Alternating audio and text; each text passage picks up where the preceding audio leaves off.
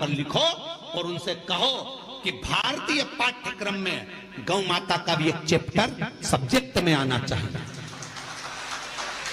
गाय का एक chapter subject में आए। पहले आते थे हमारे बचपन में गाय का निबंध आता था, अब धीरे धीरे गाय का निबंध खत्म कर दिया। गौ माता पर निबंध लिखवाना बंद कर दिया। लोगों ने अपना निबंध चालू कर दिया, इनका लिखो उनका लिखो, गाय का निबंध बंद कर दिया। कम से कम बच्चों को मालूम तो पड़ता था कि गाय के 2 आंख होती है, 2 सींग होते हैं, 4 थन होते हैं, गाय का दूध कितना पौष्टिक होता है, गाय माता चारा खाती है, कैसे भगवान उसके अंदर बसते हैं, ये उसको मालूम पड़ता था। बच्चे की छोटी सी लाइफ में उसे गौ माता के बारे में ज्ञान होता था। आज के जमाने में कुत्ते पर निबंध लिखाया जाता है और गाय को छोड़ दिया जाता है।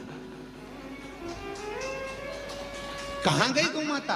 कुछ नहीं कर सकते। तो गौ माता के लिए आज गोपाष्टमी के दिन एक नियम तो बनाओ कि भारतीय पाठ्यक्रम में गौ माता के लिए भी एक किताब होना चाहिए, एक सब्जेक्ट होना चाहिए, और गाय पर निबंध लिखाओ। चाहे गाय पर कोई सब्जेक्ट बने जिससे बच्चे पढ़ें, तो धीरे से उनके अंदर गौ माता के प्रति भाव जागृत होगा। आज के समय में गौ माता के प्रति लोगों का भाव वो नहीं है। दूध निकाला छोड़ दिया, धक्के खा रही है।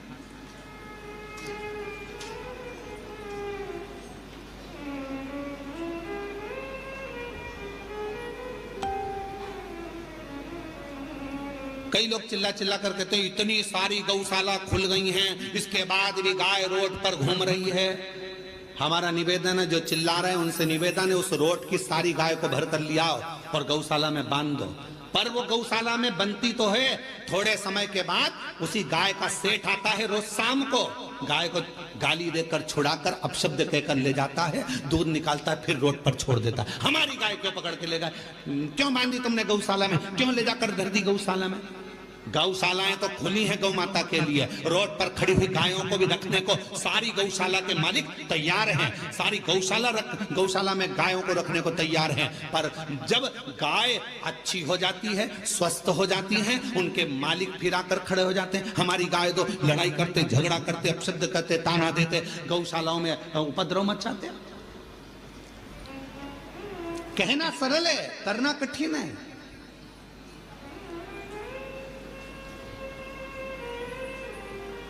गौ माता के लिए गोपाष्टमी के दिन आप सबसे निवेदन है कि एक पत्र जरूर लिखो कि गाय को पाठ्यक्रम में जोड़ो। भारतीय पाठ्यक्रम में सब्जेक्ट में गौ माता को जोड़ो।